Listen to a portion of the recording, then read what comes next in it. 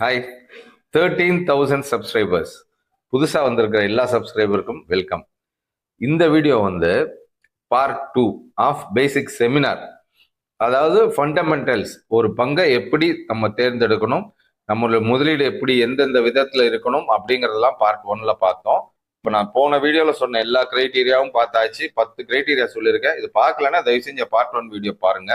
இது தனியாக ஒரு பிளேலிஸ்ட்டாக கிரியேட் பண்ணியிருக்கேன். அதனால அந்த பிளேலிஸ்ட்ல போனீங்கன்னா வால்யூம் 1 வால்யூம் 2 எத்தனை போட்டியா போடுறோமோ அது எல்லாமே அந்த பிளேலிஸ்ட்ல தான் இருக்கும். அதனால அதை பார்க்காம இதை பார்த்தீங்கன்னா உங்களுக்கு அவ்வளோ யூஸ்ஃபுல்லா இருக்காது. ஸோ பார்ட் 1 பார்த்துட்டு அதுக்கப்புறமா இதை பாருங்க. இது பார்ட் 2 வீடியோ.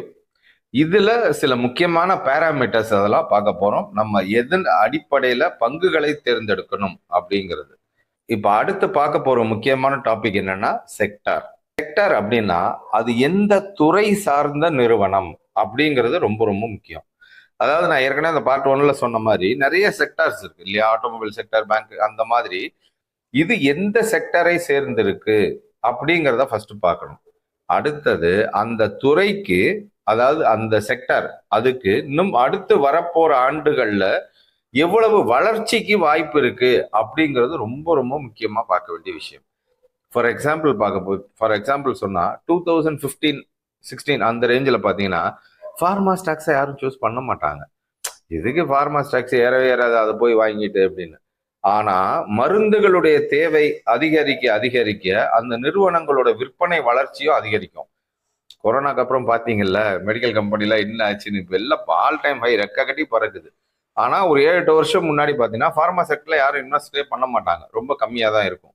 நம்ம தேர்ந்தெடுக்கிற பங்குகள், தேர்ந்தெடுக்கிற நிறுவனங்கள் எந்த துறை சார்ந்தது, அந்த துறைக்கு இன்னும் எத்தனை வருஷம் அதுக்கு வளர்ச்சி வாய்ப்பு இருக்கு அப்படிங்கிறத ஃபர்ஸ்ட் பார்க்க வேண்டியது ரொம்ப ரொம்ப முக்கியம். So first point, check the growth of the sector. அது ரொம்ப முக்கியம். இந்த கேபிட்டல், அதாவது large cap, mid cap, small cap, micro cap அப்படின்னு சொல்லுவாங்க இல்லையா, அதுல அந்த கேப் அப்படிங்கிறது என்னன்னா கேபிட்டல் அப்படிங்கிறது. லார்ஜ் கேபிட்டல் அப்படின்னா இப்போ ஒரு பங்கு இன்னைக்கு ரிலையன்ஸ் ஃபார் எக்ஸாம்பிள் எடுத்துக்கோமே, ஒரு 1250 ரூபாய் பங்குல இருக்கு அப்படின்னா, பங்கு விலை இன்னைக்கு இருக்கு அப்படின்னா இன்டூ பெருக்குது டோட்டல் நம்பர் ஆஃப் ஷேர்ஸ். ரிலையன்ஸோடைய டோட்டல் நம்பர் ஆஃப் ஷேர்ஸ் இருக்கு இல்லையா, அதையும் இதையும் மல்டிபிள் பண்ணால் ஒரு அமௌண்ட் வரும். அதுதான் கேபிட்டல் அப்படிங்கிறது. அதுதான் மார்க்கெட் கேபிட்டல் அப்படிங்கிறது.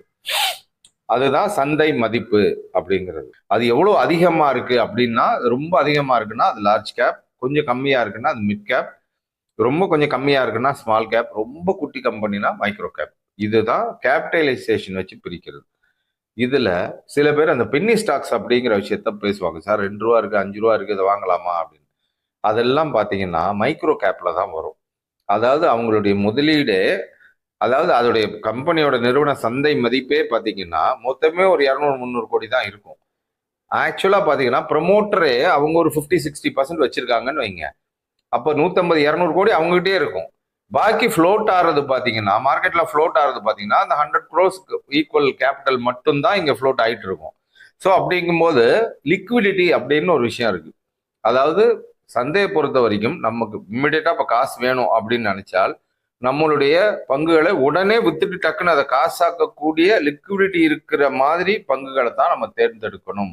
அது ரொம்ப ரொம்ப முக்கியம். அங்கதான் அந்த மார்க்கெட் கேபிட்டலைசேஷன் அப்படிங்கிறது வேலை செய்யும்.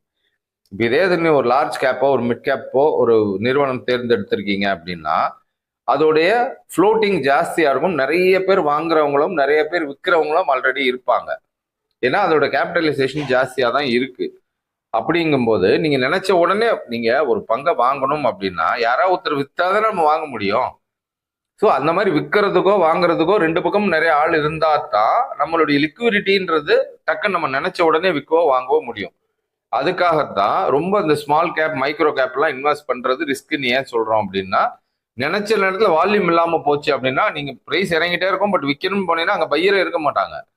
நீங்க விற்கணும்னா இன்னொருத்தர் வாங்கணும்ல, அந்த மாதிரி ஆயிடும். அதனாலதான் அந்த மாதிரி ரொம்ப மைக்ரோ கேப், அதெல்லாம் ரொம்ப ரிஸ்க் அதிகம், வேண்டாம் அப்படின்னு சொல்றது காரணம் அதுதான். ஸோ இப்போ மார்க்கெட் கேபிட்டலைசேஷன் அப்படின்றது என்ன, அது எவ்வளவு முக்கியம் அப்படிங்கிறத பார்த்துட்டோம். கரெக்டா?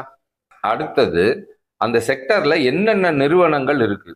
அந்த நிறுவனங்கள்ல இருக்கிற ப்ரமோட்டர்ஸ் எத்தனை வருஷமா அந்த தொழில இருக்காங்க. இப்போ ஃபார் எக்ஸாம்பிள் டாடா, ரிலையன்ஸ் அப்படிலாம் எடுத்துக்கிட்டா அவங்க கிட்டத்தட்ட ஒரு 8-10 பிசினஸ் பண்ணுவாங்க. ஆனா அவங்க ஒரு 50-60 வருஷமாவே பிசினஸ் ஃபீல்டுலயே இருந்து அதுல எக்ஸ்பீரியன்ஸ் ஆனதுனால பேசிக் பிசினஸ் எத்திக்ஸ் அப்படின்னா என்னென்ன, அது என்னென்ன மாதிரி பிசினஸ்ல எந்தெந்த பிரச்சனைகள் வரும், இது எல்லாமே அவங்களுக்கு ஏற்கனவே அனுபவம் இருக்கும். எந்தெந்த மாதிரி நேரங்கள்ல இப்போ ஃபார் எக்ஸாம்பிள் சொல்ல போனா அந்த ஓலா, ஊபர், கேப் பிசினஸ் பாத்தீங்கன்னா ஒரு 3 வருஷம் நான் கொரோனா பின்னாடி வரைக்கும் முன்னாடி எல்லாம் படுபோடு போட்டுச்சு. பட் அந்த கொரோனா பீரியட்ல இருந்து அந்த பிசினஸ் அப்படியே டம்முன்னு உட்காந்துருச்சு. கரெக்டா? ஏன்னா அது நியூ ஏஜ் பிசினஸ். அதுக்கு முன்னாடி அவங்களுக்கு பெரிய அனுபவம் அந்த துறையில கிடையாது. பெரிய ஏற்ற இறக்கங்களை அவங்க பார்த்திருக்க மாட்டாங்க. அதனால எப்படி அதை ஹேண்டில் பண்றதுன்னு தெரியாம இருக்கும்போது, தடுமாறும் போது அந்த தடுமாற்றம் கம்பெனியோட விற்பனையிலும் வெளிப்படும். விற்பனை சரியில்லைன்னா லாப விகிதமும் அடிபடும், பங்கு விலையும் இறங்கும். ஸோ எப்பயுமே நம்ம ஒரு நிறுவனத்தை தேர்ந்தெடுக்கிறதுக்கு முன்னாடி அந்த துறையில இருக்கிற ப்ரமோட்டர்ஸ், அந்த தொழில் நடத்துறவங்க எத்தனை வருஷமா பிசினஸ்ல இருக்காங்க, இந்த துறையில எத்தனை வருஷமா இருக்காங்க அப்படிங்கறத பார்க்க வேண்டியது ரொம்ப ரொம்ப முக்கியம். ஸோ இப்போ நம்ம போன வீடியோல சொன்ன 10 பாயிண்ட் மெயினா, இப்போ இந்த வீடியோல சொன்ன 2 பாயிண்ட், இது ரெண்டும் ஓகே அப்படின்னா, 3வது பாயிண்ட் என்ன அப்படின்னா ப்ராஃபிட் ரேஷியோ. ஒரு பிசினஸ்ல அவங்க இருக்காங்க அப்படின்னா அந்த பிசினஸ்ல இருந்து அவங்களுக்கு விற்பனை மூலமா வர்ற லாப விகிதம், லாப சதவிகிதம் எவ்வளவு அப்படிங்கிறது ரொம்ப ரொம்ப முக்கியம். அதை வச்சுதான் ஷேர் பிரைஸ் சீக்கிரம் ஏறுறதோ ரொம்ப ஸ்லோவா ஏறுறதோ அதன் அடிப்படையில தான் இருக்கும். ஏன்னா இப்ப நம்ம எதுக்காக வாங்குறோம், ஒரு நிறுவனத்தை எதற்காக வாங்குறோம்? அந்த நிறுவனம் நல்ல லாபம் சம்பாதிக்கும், லாபம் சம்பாதிச்சு நிறைய லாபம் வரும், அதுல நமக்கும் பங்கு கிடைக்கும்னு சொல்லித்தானே ஒரு நிறுவனத்தை நம்ம தேர்ந்தெடுத்து அதுல முதலீடு பண்றோம். அவங்க 1 கோடி ரூபாய் பிசினஸ் பண்ணியிருக்காங்க. அதாவது சேல்ஸ் வால்யூம் 1 crore. பட் ஆனால் profit ratio only 2% after expenses அப்படின்னா வெறும் 2% தான் அவங்களுடைய லாபம்ன்றது இருக்கு. அப்ப எவ்வளவு வரும்? ப்ராஃபிட் கம்மியா தான் வரும். அப்படிங்கும்போது அந்த மாதிரி நிறுவனங்களோட growth பாத்தீங்கன்னா கொஞ்சம் ஸ்லோவா தான் இருக்கும். இப்போ ஃபார் எக்ஸாம்பிளுக்கு சொல்ல போனா இந்த ஹவுசிங் ஃபினான்ஸ் அப்படின்ற மாதிரி துறையில் இருக்கிற எல்லா நிறுவனங்களோட வால்யூம் பாத்தீங்கன்னா பயங்கர பெருசா இருக்கும். ஆனா ப்ராஃபிட் கம்மியா தான் இருக்கும். அதனாலதான் அந்த மாதிரி நிறுவனங்கள்லாம் ஸ்டெடியா இருக்கும். பட் ஆனால் growth பிரைஸ் growth ஸ்லோவா தான் இருக்கும் அந்த துறை சார்ந்த எல்லா நிறுவனங்களுமே. ஏன்னா மார்ஜின் தின் மார்ஜின், பெரிய மார்ஜின் கிடையாது. ஸோ இந்த மாதிரி அந்த மாதிரி நிறுவனங்கள்லயே நீங்க மொத்த முதலீடு போட்டீங்க அப்படின்னா எதிர்பார்த்த ரிட்டர்ன் கிடைக்காது. ஸோ எப்பயுமே டைவர்சிஃபை பண்ணி போடணும்னு சொல்லியிருக்கேன். 2வது முக்கியமான விஷயம், அவங்களுடைய மொத்த பிசினஸ்ல இருந்து லாப பர்சன்டேஜ் எவ்வளவு அப்படிங்கிறத கண்டிப்பா பார்க்க. ஒரு நிறுவனம் எவ்வளவு பணம் சம்பாதிக்குது அப்படிங்கிறத வச்சுதான் அதை பங்குதாரர்களுக்கு எவ்வளவு பிரிச்சு கொடுக்குது அப்படிங்கிறது இங்கே இருந்து தான் அங்க வரும். ஒரு பங்குதாரருடைய ஒரு பங்கு, நீங்க 100 பங்கு வச்சிருக்கலாம், 1000 பங்கு வச்சிருக்கலாம். ஆனால் நிறுவனம் ஒரு பங்குக்கு எவ்வளவு லாபம் கொடுக்குது அப்படிங்கிறது தான் இபிஎஸ், அதாவது ஏர்னிங் பெர் ஷேர். நம்மளுடைய முதலீட்டுக்கு ஒரு பங்கு காசு கொடுத்து வாங்குறோம்னு வச்சுக்கோங்க. நீங்க மல்டிபிள்ஸ் அப்புறம் போட்டுக்கோங்க, அது வேற விஷயம். நான் சொல்றது ஒரே ஒரு ஷேர் நீங்க வாங்குறீங்க அப்படின்னா அந்த ஒரு ஷேருக்கு நிறுவனம் எவ்வளவு உங்களுக்கு ப்ராஃபிட் கொடுக்குது அப்படிங்கிறது தான் ஏர்னிங் பெர் ஷேர். அந்த ஏர்னிங் பெர் ஷேரை வச்சுதான் நம்ம இன்னைக்கு அந்த நிறுவனம் எவ்வளவு மடங்கு விலைக்கு விற்குது அப்படிங்கிறத நம்ம கால்குலேட் பண்ண முடியும். ஃபார் எக்ஸாம்பிள், ஒரு பங்கு 10 ரூபாய் உங்களுக்கு வருமானம் கொடுக்குது அப்படின்னா அந்த மார்க்கெட்ல இன்னைக்கு அந்த பங்கு என்ன விலைக்கு விற்குது, 100 ரூபாய்க்கு விற்குது அப்படின்னால் பிரைஸ் டு ஏர்னிங் ரேஷியோ. ஓகேயா? அதாவது பிரைஸ்ங்கிறது 100 ரூபாய், ஏர்னிங்கிறது எவ்வளவு? 10 ரூபாய். ஸோ இந்த ஏர்னிங் பர் ஷேரை அதனால டிவைட் பண்ணீங்க, பிரைஸ் மார்க்கெட் பிரைஸால டிவைட் பண்ணீங்கன்னா கிடைக்கிறது தான் பிரைஸ் டு ஏர்னிங் ரேஷியோ. 10 ரூபாய் சம்பாதிக்கிற பங்கை நீ 100 ரூபாய் வாங்குறீங்கன்னா 10 மடங்கு விலை கொடுத்து வாங்குறீங்க. அதுதான் PE ratio, price to earning ratio. சரியா? இது ரெண்டும் ரொம்ப ரொம்ப ரொம்ப ரொம்ப முக்கியம். ஸோ இபிஎஸ் அப்படிங்கிறது ஏர்னிங் பர் ஷேர். அந்த ஷேரை எவ்வளவு மடங்கு நம்ம விலை கொடுத்து வாங்குறோம் அப்படிங்கிறதா பிரைஸ் டு ஏர்னிங் ரேஷியோ. கரெக்டா? இப்போ இந்த பிரைஸ் டு ஏர்னிங் ரேஷியோவை எதோட கம்பேர் பண்ணி நம்ம பார்க்கறது அப்படின்னா அதே துறை சார்ந்த நிறுவனங்கள் இருக்கு இல்லையா? இப்போ ஃபார் எக்ஸாம்பிள் ஆட்டோமொபைல் செக்டர் அப்படின்னா மாருதி இருக்கு, டாடா மோட்டார்ஸ் இருக்கு, ஹுண்டாய் இருக்கு, அசோக் லேலண்ட் இருக்கு. இந்த மாதிரி ஆட்டோமொபைல் துறை சார்ந்த நிறுவனங்கள் ஒன்றொன்றும் அதோடைய வருமானத்தை விட எத்தனை மடங்கு ட்ரேட் ஆகுது அப்படிங்கிறது தான் பீர் கம்பேரிசன் அப்படின்னு சொல்லுவோம். அதை வச்சுதான் அந்த ஒட்டுமொத்த துறையின் வருமான அளவு இருக்கு இல்லையா, அதுதான் இண்டஸ்ட்ரி பிஇ அப்படின்னு சொல்லுவோம். இண்டஸ்ட்ரி பிஇயை விட நம்ம தேர்ந்தெடுக்கிற நிறுவனத்தோட பிஇ கம்மியா இருக்கு அப்படின்னா குட், ஓகே. ஸோ இது வரைக்கும் சொன்ன பாயிண்ட்ஸோட சின்ன ரீகேப் பார்த்துடலாம்.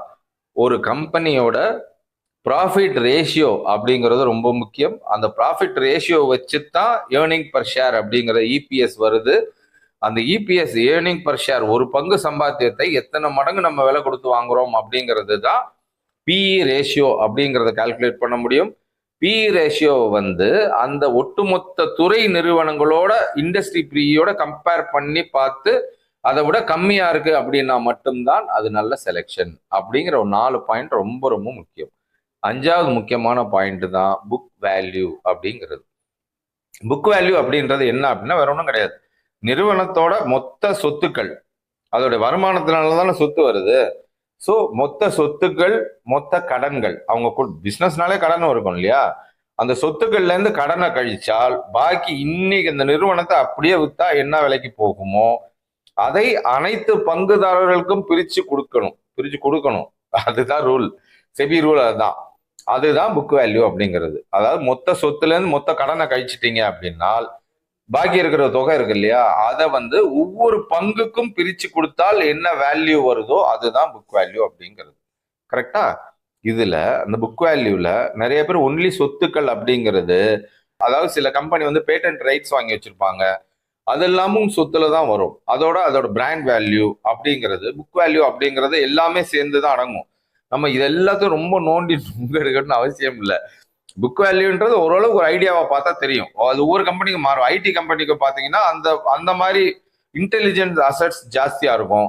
ஒரு ஃபேக்டரி, அந்த மாதிரி மேனுஃபேக்சரிங் கம்பெனிஸ் பார்த்தீங்கன்னா அதோட இயந்திரங்கள், அதோட மதிப்புகள், இது எல்லாமே புக் வேல்யூ தான் வரும். சொத்துனா அந்த இயந்திரங்கள், அவங்க தயாரிக்கிறதுக்கான தயாரிப்பு நிறுவனம், ஒரு மிஷினரிஸ் வச்சிருப்பாங்க இல்லையா, அந்த மிஷினரிஸோட டிப்ரிசியேஷன் போக இருக்கிற வேல்யூ, இதெல்லாம் சேர்ந்து தான் அந்த புக் வேல்யூல வரும். இதெல்லாம் சேர்த்து சொத்தா கனெக்ட் பண்ணிட்டு இருக்கிற கடனை மொத்தமா கழிச்சிட்டோம்னா பாக்கி என்ன தொகை வருதோ அதுதான் புக் வேல்யூங்கிறது. அந்த புக் வேல்யூ ஒரு பங்குக்கு எவ்வளவு இருக்கு அப்படிங்கிறது தான் புக் வேல்யூவோட ரேஷியோ. சரியா? இத price to book value ratio, BP ratio அப்படின்னு சொல்லுவோம். அதுவும் ரொம்ப ரொம்ப முக்கியம். இது 2 to 3 மடங்குக்கு மேல இருக்கு அப்படின்னாக்க நம்ம அதிக விலை கொடுத்து வாங்குறோம் அப்படிங்கறதுதான் உண்மை. ஆனா இன்னைக்கு நிறைய மார்க்கெட்ல இருக்கிறது பாத்தீங்கன்னா book to price value ratio பாத்தீங்கன்னா 10 மடங்கு 15 மடங்குலாம் இருக்கு. அவ்வளவுலாம் கொடுத்து வாங்குறது ரொம்ப ரொம்ப தப்பு, தேவையில்லாத வேலை, ரொம்ப ரிஸ்க் பிரைஸ்ல நம்ம வாங்குறோம் அப்படிங்கிறத புரிஞ்சுக்கணும். So price to book value equal to 1, 2, 3 இருக்கிற வரைக்கும் ஓகே மேக்சிமம். சில ரொம்ப பிரமாதமான நிறுவனங்கள்லாம் பாத்தீங்கன்னா 4, 5 கீழே நமக்கு கிடைக்கவே கிடைக்காது. ஸோ இந்த வீடியோல முக்கியமான ஒரு 5 பாயிண்ட் பார்த்துருக்கோம். அடுத்து இன்னும் என்னென்ன பேராமீட்டர்ஸ் அப்படிங்கிறத வால்யூம் 3ல பார்க்கலாம். ஓகே.